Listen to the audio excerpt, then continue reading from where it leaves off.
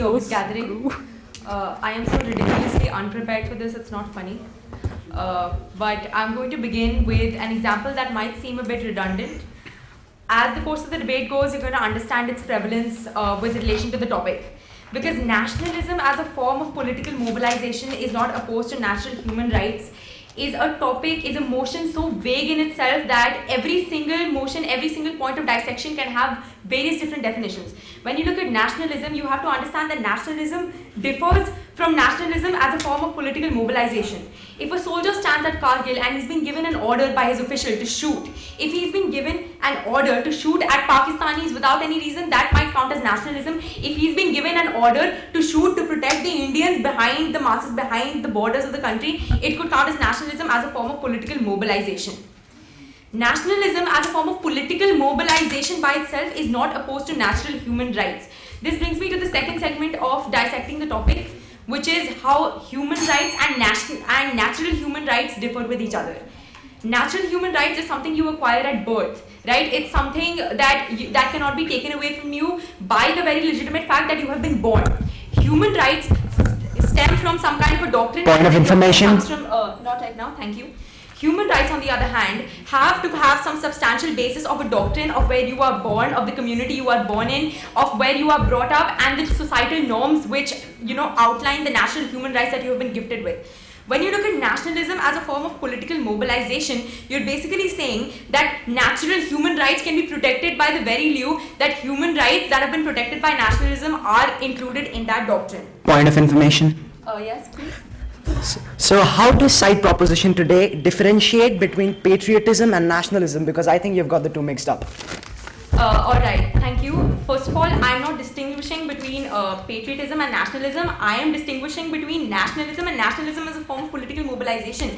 Nationalism by itself might include a lot of aspects of patriotism, which may mean going overboard in respect to your country, for your country, but as a form of political mobilization, nationalism as a concept is understood to mean that it's supposed to bring harmonious coexistence together without bringing harm outside the borders of the doctrine that nationalism is within itself, covered in. The cons of this debate are much easier, so I'm going to go with some pros, right? So the right to have a free will to think or to have an allegiance to an ideology is a natural way of life and a natural right. And hence, so is political mobilization around the same lines. Point of information. Not right now, thank you. Secondly, all political mobilization in a democracy is a form of collective bargaining around society or the societal structure that we belong to. Basically, political mobilization refers to a shared belief of collective interest. It has nothing to do with the concept of patriotism crossing the lines, because there is a very fine line of distinction between nationalism and between fundamentalism fundamentalism that can often take the form of majoritarianism. For example, many of the people that do not support eating beef in India often said that beef should not be eaten because Hindu is the dominant religion in India, and Hindus do not eat beef, and that's why we should not eat beef, and they blame this on nationalism. This is not nationalism, this is fundamentalism. What we aim to do today is differentiate between fundamentalism, nationalism and majoritarianism, all of which circumscribe patriotism. Coming to my pros, the second one, as I was saying, is that society and societal structure are based on the right to self-preservation, safety and coexistence around accepted rules or norms of behavior versus the law of jungle nationalism, which is hence another valid form to further the cause of the self. The rights of majority to align cannot be viewed as negative, assuming only that the minorities have a way of right to promote their causes, because self-preservation in a way is kind of reverse discrimination, which we are forever rallying around the underdog. Sometimes small groups have also used the nationalistic mobilization for self-preservation, and it is the perception of political mobilization around nationalism that impinges the natural rights of individuals or groups, which find a more productive sense of self when they're actually thinking of themselves as nationalists rather than nationalists which support political mobilization. Political mobilization around nationalism, like in India around the values of independence, harmony, coexistence and secularism, has been a very effective means to restore the human right of freedom and free will, as has been the case of so many times in history, from the French Revolution to modern day, to overthrow homogeneous rulers or colonial rulers or dictators. Fact of the matter is the definition of nationalism differs from what it did 20 years ago. Nationalism in the era of Julius Caesar meant serving for your ruler irrespective of what your own personal opinions are.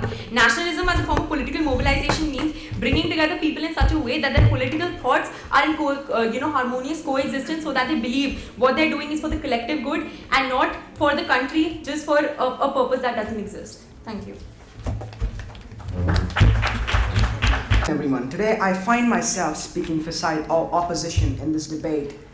Now, to begin with, today what side proposition have offered us, ladies and gentlemen, is a case and supporting examples which are oh so rosy, if not completely utopian and unrealistic in nature. Side proposition today would have us believe that nationalism and its derivatives perhaps are the purest force of mankind, with only the best of mankind at its heart. When, and I quote Arundhati Roy here, ladies and gentlemen, nationalism of one kind or another was the cause of most of the genocide of the 20th century. Something I shall elaborate on later in my address, but something side proposition simply failed to acknowledge. Side opposition today also realizes that today's topic of discussion revolves around four central elements. That is, the meaning of nationalism, the principle of political mobilization, the concept of natural rights, and how the existence of the latter is compromised when the first two are in full practice. In my address today, ladies and gentlemen, I shall explain to you why the proposed motion violates the right of life, and how nationalism plays a huge role in the initiating and the playing out of POI, sir. Not right now, sir. And the playing out of war. Something my second and third speaker shall build on with the help of examples. Apart from dissecting the motion, the House today finds itself divided on. By definition, ladies and gentlemen, nationalism is a shared group feeling in the significance of a geographical independence, seeking some sort of, reparation for POI, sir. for its culture or ethnicity that holds the group together. Yes, sir. You said nationalism is the primary cause of genocide. Would you also concede that the lack of nationalism and disunity, for example, in the case of India, is also the cause of colonialism? Or reason that colonialism succeeds so much? Sir, I think what you've mistaken nationalism for, sir, is a derivative. Colonialism is a derivative of nationalism, something you should be defending, not me. The idea of nationalism can also be expressed as a belief or political ideology that involves an individual identifying with or becoming attached to his or her nation. Just a quick clarification, ladies and gentlemen, something side proposition should have waited for. Contrary to popular belief, a nation, unlike a nation state, is a cultural political community that has become conscious of its unity and particular interests and now thus seeks sovereignty. For example, the Maoist community in the regions of Telangana, West Bengal and Jharkhand, though not recognized to have a separate nation state, have become conscious of their unity and particular concerns, which has resulted in their demand for a separate nation state in their region of occupation, which has not been approved yet. However, any feeling of identification these people have with the proposed province will be referred to as nationalism.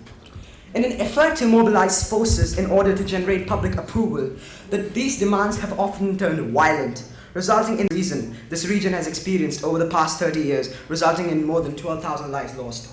Now, human life, ladies and gentlemen, is not merely animal existence, but is defined as the holistic state of well-being an individual experiences when in a peaceful environment while experiencing no threat to his or her own existence.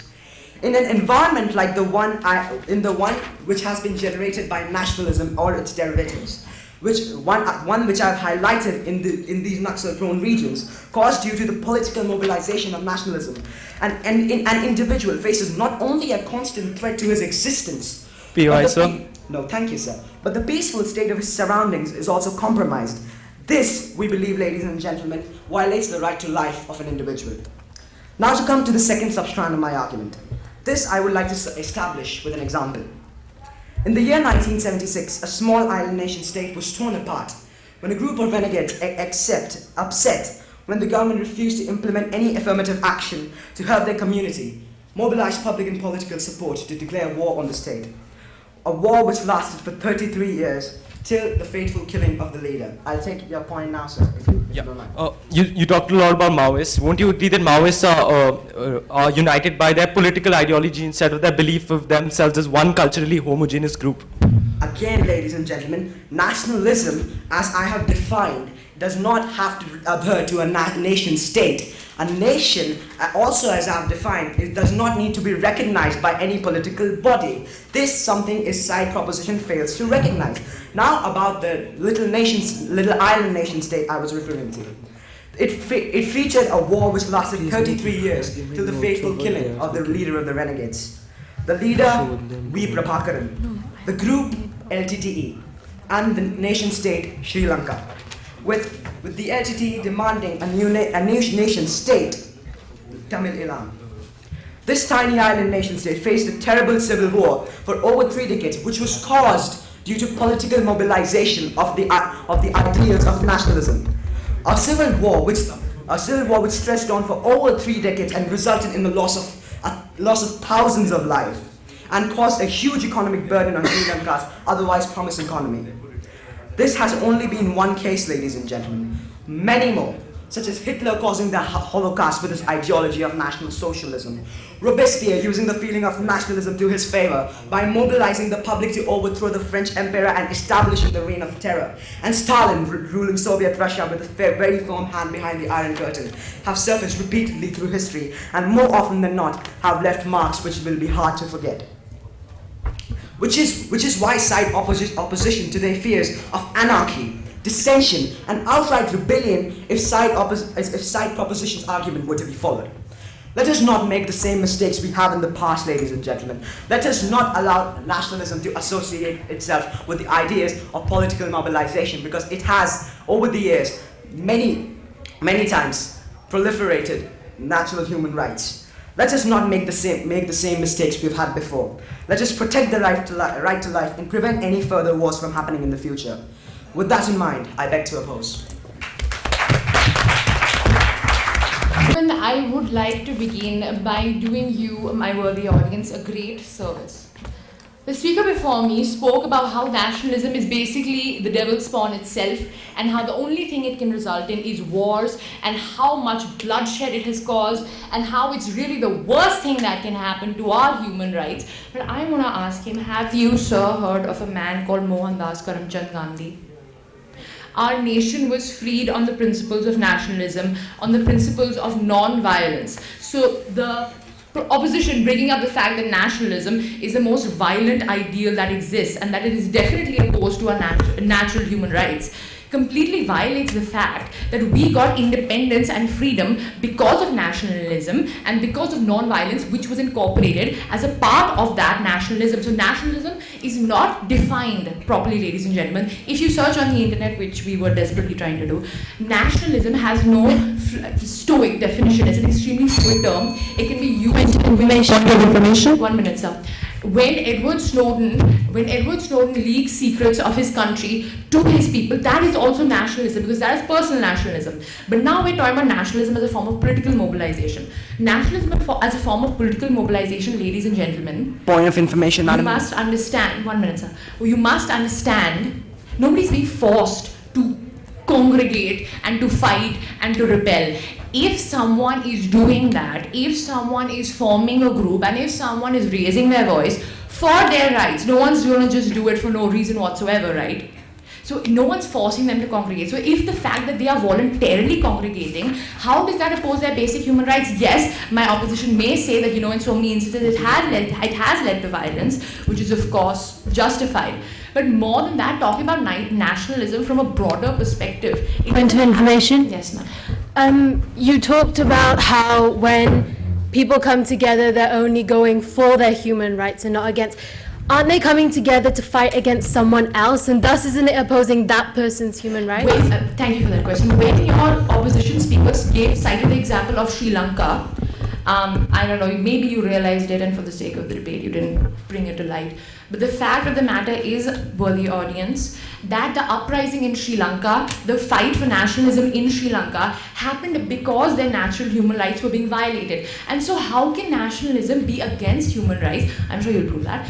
But in this case, which your opposition speaker cited of Sri Lanka, the nationalism movement started because they were being denied the nationalism, the natural human rights that we're all debating about today. And if that is the case, then how can something that is started to prevent something create that further? Sri Lankans aren't idiots. Point of information, madam. Yes. So, madam, you saying that the Sri Lankans rebelled because their natural rights are being violated, doesn't that contradict your own proposition? How does that contradict my proposition? My proposition is that nationalism as a form of political mobilization does not contradict. What was the motion? Does not nationalism as a form of political mobilization does not Opposed to human rights. opposed to it. Thank you. So how, sir, are you listening to what I'm saying? I'm saying that. How am I contradicting myself? They started a rebellion because they were being denied their natural human rights, which is not what nationalism was denying them. They started the movement of nationalism. Point of information? Yes. Just 3 small yes or no questions. When the Sri Lankans moved against their government to fight for their human rights, was it a political movement? Was it a political movement? Yes. Was it on the basis that they could build a better nation, which is nationalism? That is debatable. No cross questions, please. My name is Loxley. Yes, so to continue, ladies and gentlemen, when the fact that I am free to debate here on this worthy podium today and am allowed to actually share my views with you today was because we got free from colonialism, how can we stand here and say that my basic human right to raise my voice and my basic human right to your basic human right to get information is being violated? We are here essentially today because of nationalism. When we see it in a broader view, the father of our nation, this is the only thing he propagated and saying that is violent. I mean, we must start at a micro level before thinking of America and Sri Lanka and all the island nations. Why not start at the grassroots level, at our own... Ma'am, point of information. Actually, no, not right now. So, yes, as I was saying, ladies and gentlemen, nationalism, when they say is violent, can be confused as fundamentalism, can be confused as extremism, and can be confused as radicalism. Nationalism, essentially, is when people congregate voluntarily, as I said before, to get their human rights, to get something they want. And so, nationalism can't possibly deny their human rights because nationalism is not forced on anyone. If I force you to agree to me, if I'm some fundamentalist faith and I force you to agree with me, that is violating your natural human right to have a choice. But when you yourself are saying, yes, you know what, I do believe in your fundamentalist faith, how are you violating any right of yours? Nationalism, ladies and gentlemen, more than this, basically means that you divide the country, and I'm talking about India right now. You divide the country, you divide India on the basis of political parties. These political parties may be like you have a political party which is predominantly Muslim, or a political party which is predominantly Christian, or a political party which is predominantly Hindu.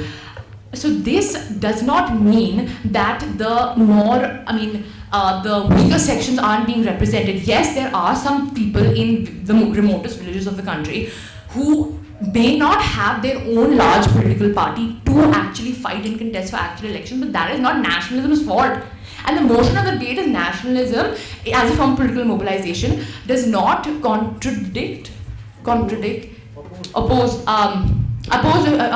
national human rights. So the question of minor citizens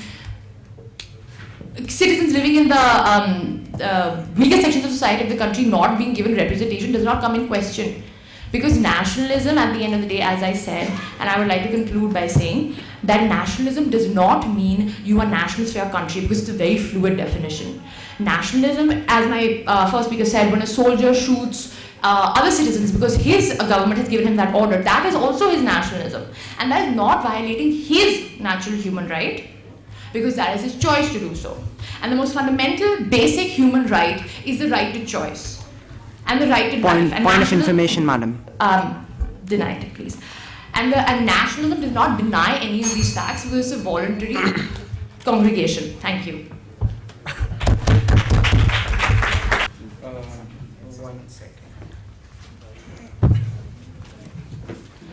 So, First of all, I would like to start my arguments by rebutting the points made by the second speaker. They are building upon the concept of India and how Gandhi used nationalism apparently to get India freedom. We need to realize that India did not get freedom due to nationalism. It got freedom due to the people being tired of colonialism. They were anti-colonial. They were not national. It was a process of decolonization, and he used anti-colonial.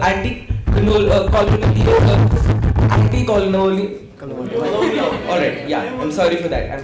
Yeah. Anti-colonial feelings of the people to drive them forward and remove Britishers from the nation. If there was an actual concept of nationalism in there would be no nation state of Pakistan. If everyone was fighting for India, there would be no concept of Pakistan.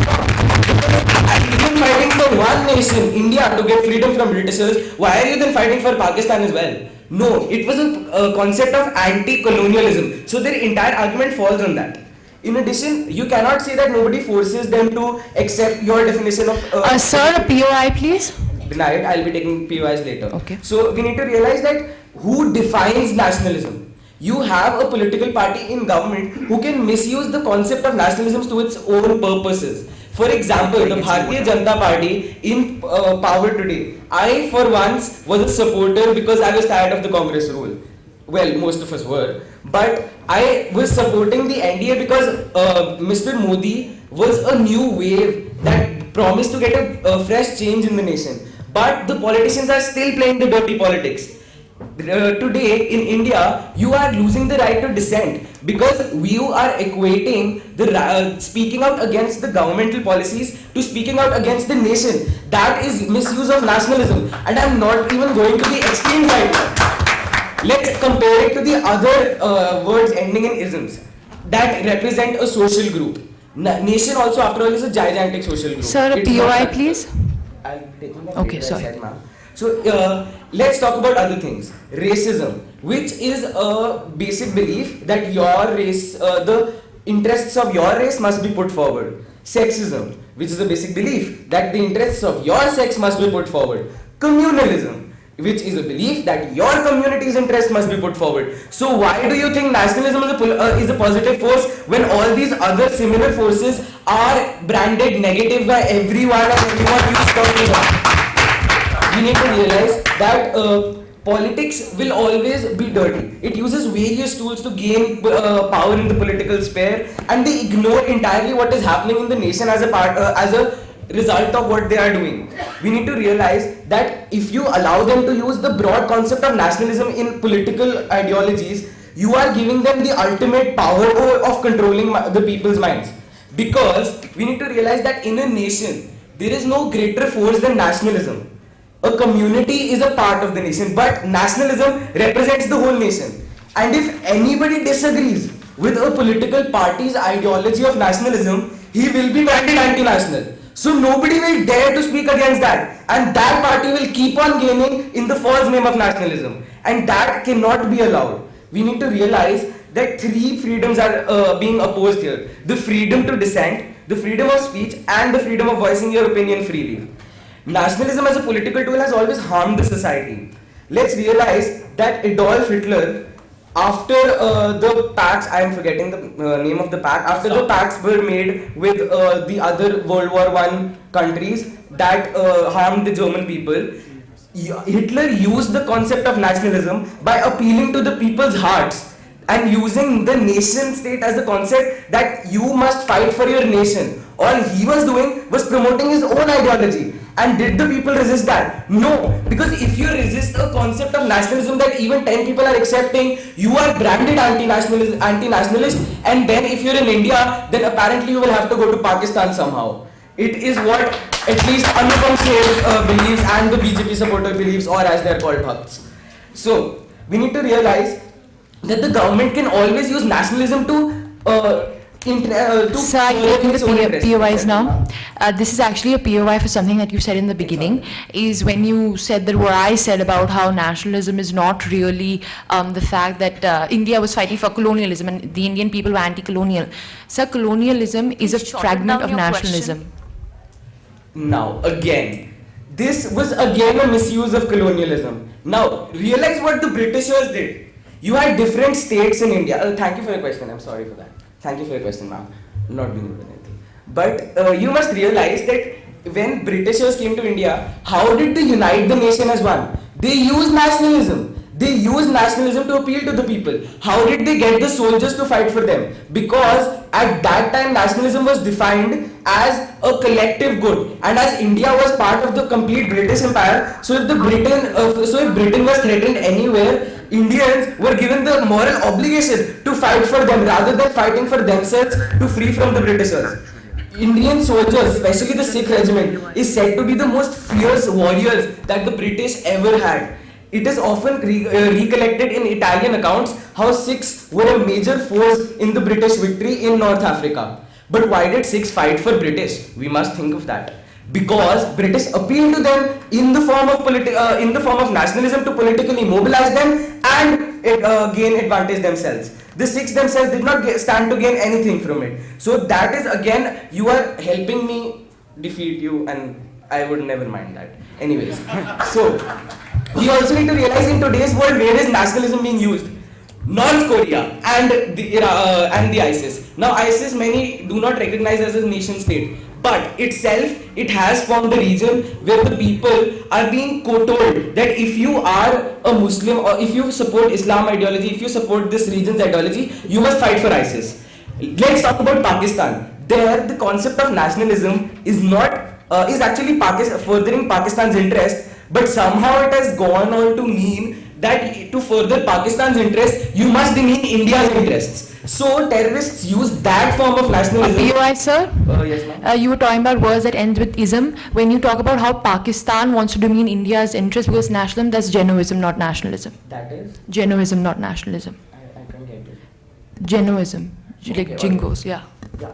So, no, what I'm still getting to that, so you could have let me finish and now you wasted your POI. So, we need to realize how in Pakistan the terrorist groups are using the concept of nationalism. They say that to promote the interests of Pakistan, you must do bad to India. And that is how they are getting recruits at this time. In North Korea, the dictator is using nationalism as a form. In North Korea, the whole concept of nationalism is so skewed, I will not even talk about it because all of us know that somehow the North Korea dictator does not even need to visit the washroom in the morning. It is an amazing feat for him, indeed. So, leaving everything aside, leaving the world aside, let's talk about India right now. In India, BJP used nationalism in a form that you could have never imagined. If you eat beef, you are anti-national. If you talk bad about Modi ji is awesome. If you say anything other than that, you are anti-national. That was the concept of nationalism. We need to realize that any political party can define nationalism in whatever way they want. And that creates a problem for the society because it disrupts the entire harmony of the society. Everyone who will dissent will be branded anti-nationalism. And I say that we all need to agree that political parties cannot be allowed to use nationalism as a political tool because it is opposed to every natural human right, and we must realize that indeed North Korea's dictator has to visit the washroom in the morning. Thank you.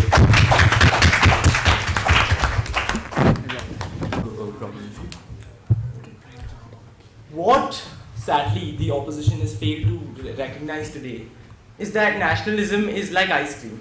It comes in many different flavors. Nationalism is a force which is used to unite on the basis of this concept of a nation, of a cultural identity, of a national identity.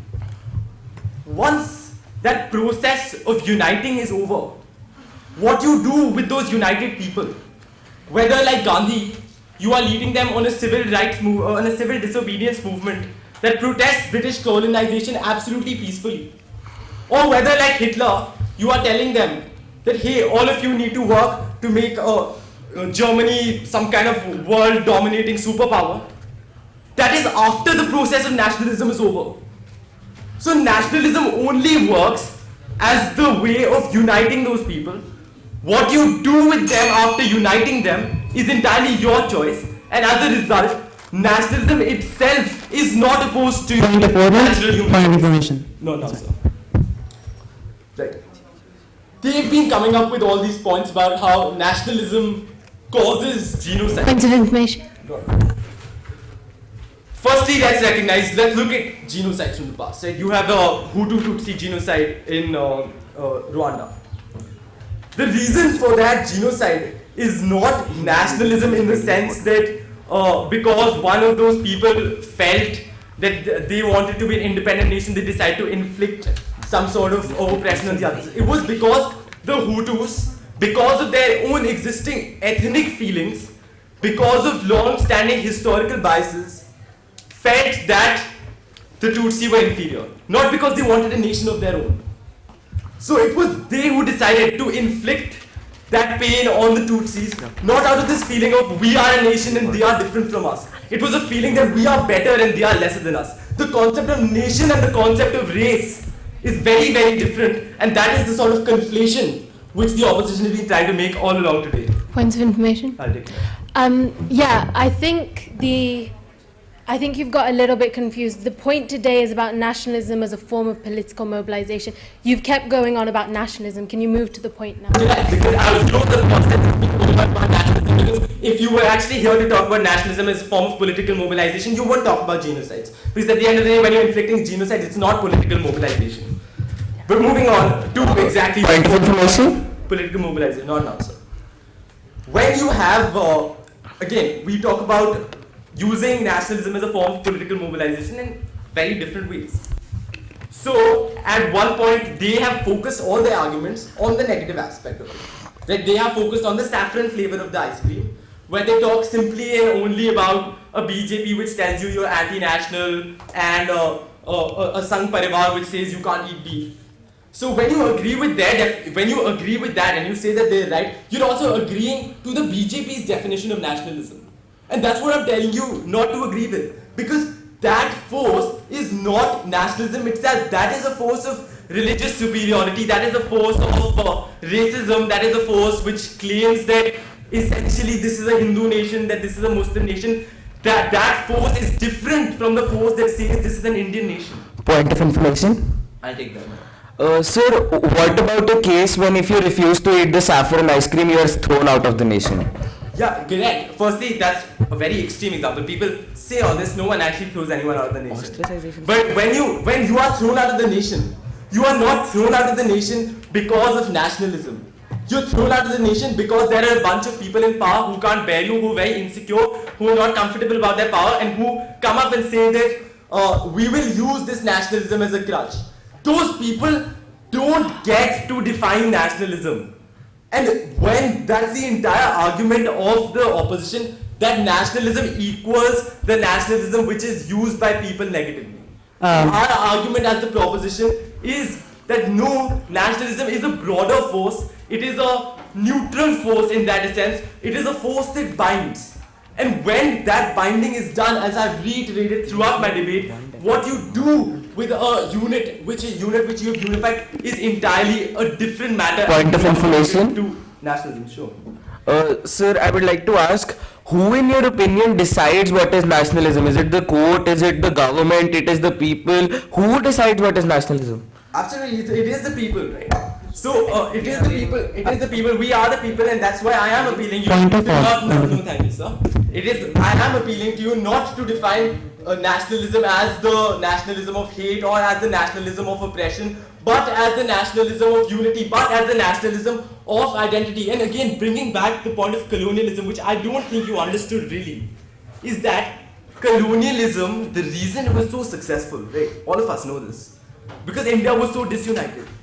Because you had this sense of fracturing, because you had this lack of national identity. And when you forged that national identity, be it in the fires of that colonial oppression, when you forged that national identity, that is the national identity which allowed India to rise up from a nation that was shackled by the chains of colonial domination and allowed India to rise up to its status today. So please don't ignore that form of nationalism as well. Don't assume entirely that nationalism is just and only and simply about the sort of divisive arguments we've used the opposition to use. Right, sure, and again, lots of flawed points have been made by them about points such as ISIS. At the end of the day, ISIS is not a body which is rooted in nationalism. It's factually incorrect. It is a body which is rooted in a vision of religious superiority and of religious extremism. So again, you can't just conflate things which are very, very different Point of and put them information. together. No, thank you, sir.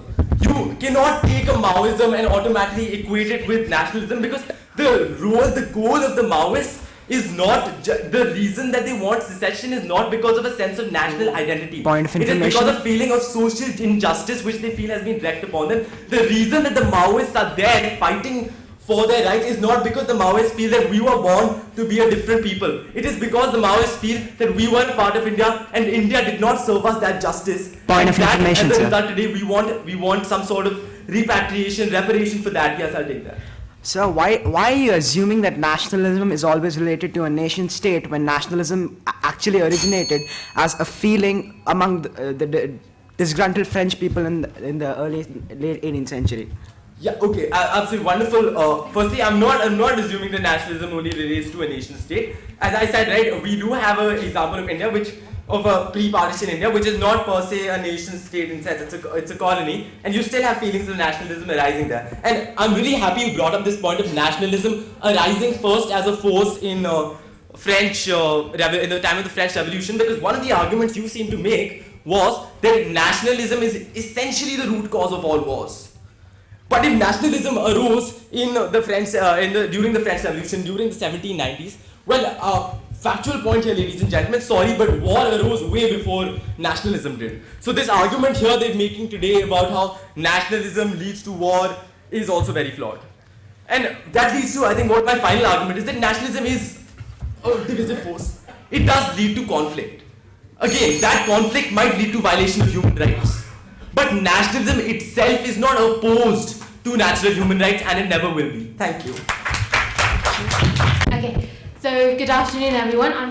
My name's Madara Yusuf, and I'm going to be the third speaker of the opposition team, reinstating the fact that nationalism, as a form of political mobilization, is opposed to natural human rights. Now, I'm going to go through rebuttal of each speaker turn by turn. I'm not going to be able to rebut the first speaker because she simply defined the topic. There was no actual stance produced there. Secondly, I'm going to now talk about the second speaker's point of view. I feel like the second speaker and even the third speaker failed to understand the point given to us. It's that nationalism, as a form of political mobilization, does cause harm to natural human rights. It may do good things, but does it actually cause harm? In any way does it cause harm? And we have proved, yes, it does cause harm. There may be good things about it, but the point here is, are there bad things? And yes, there are bad things. So I feel like their stance is just put down. And then I'd like to talk about how the second speaker talked about Sri Lanka and how that was not really opposing human rights or something along those lines. Well, the war between Sri Lanka as a civil war cost so many lives of civilians. Now forget the army for now, but civilians have the right to life, and that is a basic natural right. Civilians have the right to food and water. They were deprived of that during the war. Do we not understand that this is opposing natural human rights? And thus, when you talk about how the civilians in Sri Lanka lost so many lives, it's not because of nationalism. They chose to take part in that movement. You agree with me? So it is not nationalism's fault that they lost those. Please. Nationalism is what started this war. So yes, on the long term, it's a knockout effect. So yes, that is what. So I feel like that point doesn't make sense. And then I'd like to state that the third speaker now, moving on, kind of contradicted himself a bit, because he talked about how Hitler was fueled by nationalism, but that was not really going to harm anyone. Hitler killed millions and millions of Jews in concentration camps, so the right to live, the right to have freedom in their own country was deprived of them. So I don't understand if the proposition actually understands the concept of human rights, because in human rights, and I will now list this, you have the right to possession of oneself. During war, so many women are raped. Yes? Absolutely. Talking about Hitler very simply. Hitler didn't say that I'm killing Jews because I'm nationalist. Hitler said I'm killing Jews because Jews are ethnically inferior. So the deaths of Jews has nothing to do with nationalism. The fact that Hitler was in a stance to do all this because he unified the German people behind him, that was nationalism. So can you please detail that? That's what we're saying. See, when Hitler unified the Jews, that is a form of political mobilization. That is a form of nationalism as a form of political mobilization. But unified the Germans. When he unified the Germans in such a way, that because the Germans were suppressed, the Germans weren't able to be unified easily, and they decided to go against the Jews. So again, like I said, it's a knock-on effect, and nationalism as a form of political mobilization was at the heart of all of this. And then they talked about how nationalism as a form of political mobilization doesn't portray, like, give genocide. It doesn't kind of provoke that in any way. I'd like to bring about a point of ISIS, all right? They said that ISIS has nothing to do with nationalism. But what started ISIS? What were the Sunni Muslims trying to do? They were trying to, not now, thank you. They were trying to establish an Islamic state for themselves. They were trying to establish a nation state for themselves. And it's the people that believe in that notion that actually got involved. So this is nationalism as a form of political mobilization. It has led to deaths of nearly 170,000 people and counting. So that is genocide. And that is, not now please. That is a form of nationalism as a form of political mobilization, taking away someone's right to live, which was one of the main rights, main natural human rights, and they're taking that away. So I don't even see where they're going with that, not now please. And then they talked about how nationalism is defined by the people, and BJP is not allowed to define nationalism. Well, BJP is part of the people. The people that support BJP are part of the people. So you're basically contradicting yourself once again. Now, please.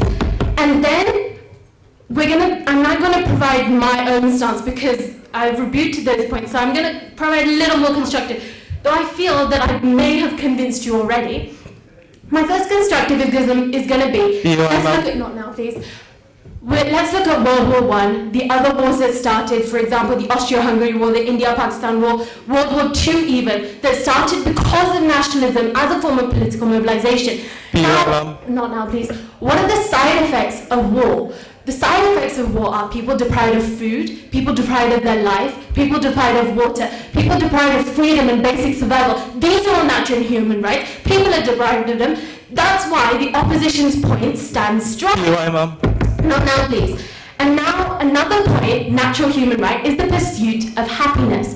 Everyone has the right to pursue happiness. Everyone has the right to say, yes, this is what makes me happy, and that's what I'm going to do. War doesn't make lots of people happy. They don't have the right to, not now, please. Syrian refugees are being refused the right to leave their nations because of the Syrian war, which was caused by a form of nationalism as a form of political mobilization. So these refugees have been basically deprived of their right to identity, they've been deprived of their right to pursuit of happiness, they've been deprived of their right to live properly in like a confined state with the shouts of Not now, please. I won't be taking any more POIs since I've addressed a few. And now, I fail to understand why the proposition seems to think that just because there's good things that nationalism as a form of political mobilization does, that there's no bad things. Where there is a good, there is a bad. And the bad has been evidently brought out to you by my opposition team. So that is why I feel that, yes, nationalism as a form of political mobilization does take away someone's natural human rights. Thank you. Oh, my name is Loxley. I'm the fourth speaker for the opposition team. And I'd like to start off by saying that honestly, I'm trembling.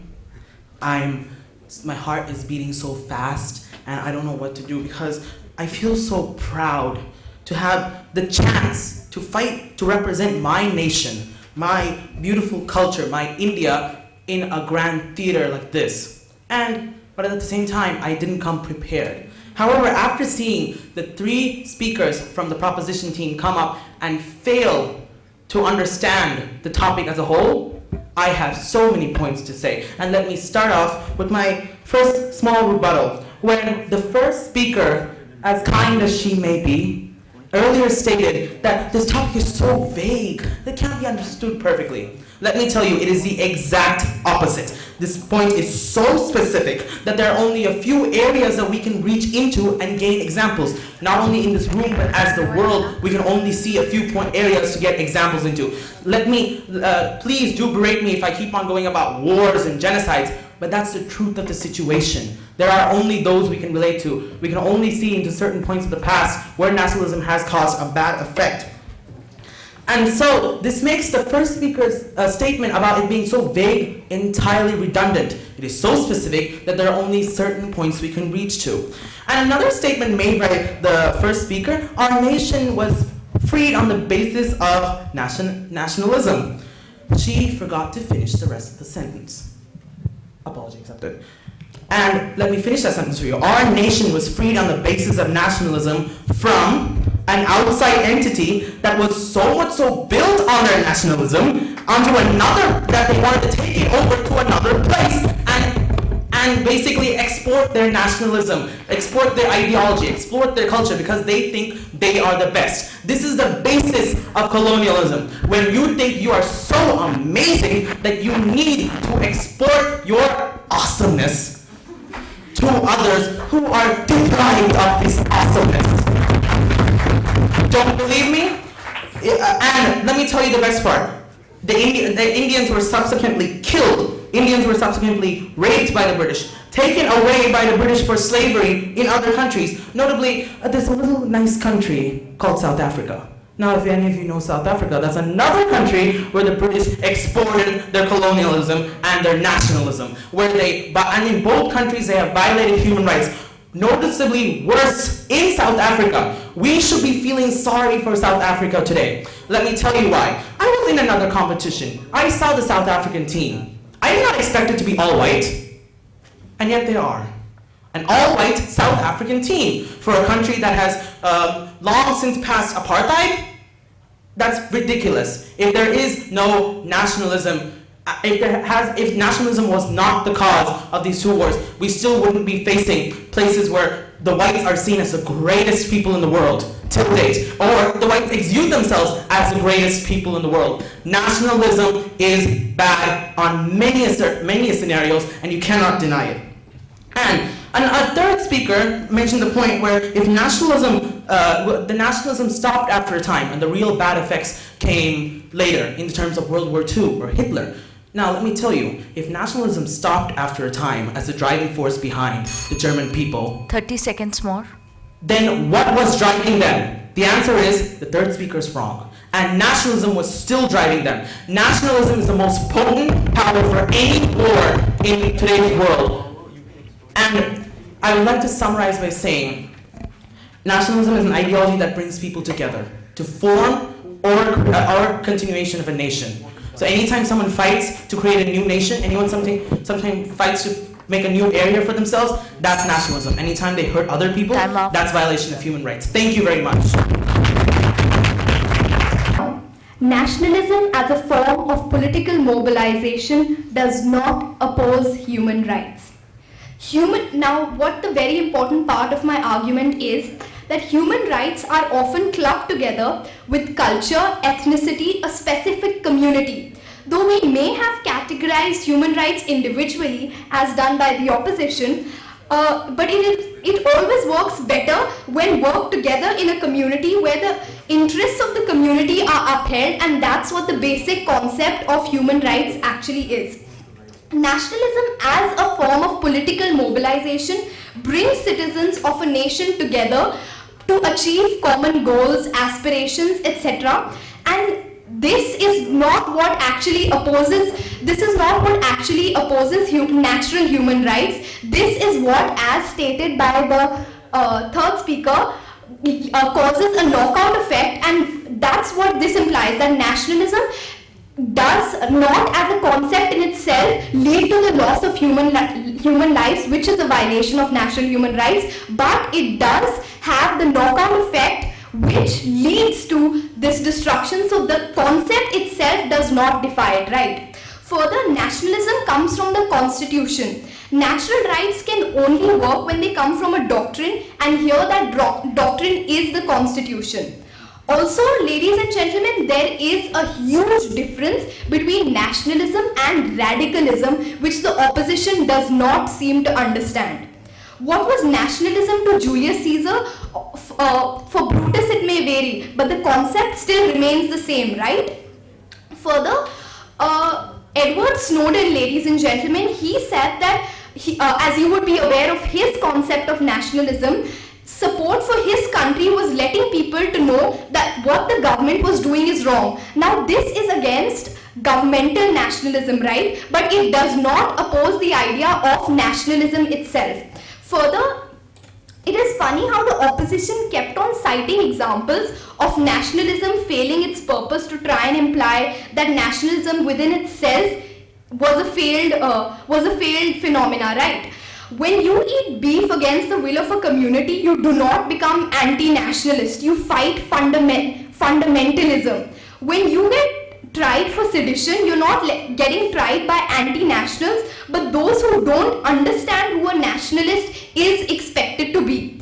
You refer to private organizations and organizations such as the ISIS that propagate extremism and equate this with the concept that aims to bring people together, that is nationalism. So your whole idea of the concept in itself is defected, right?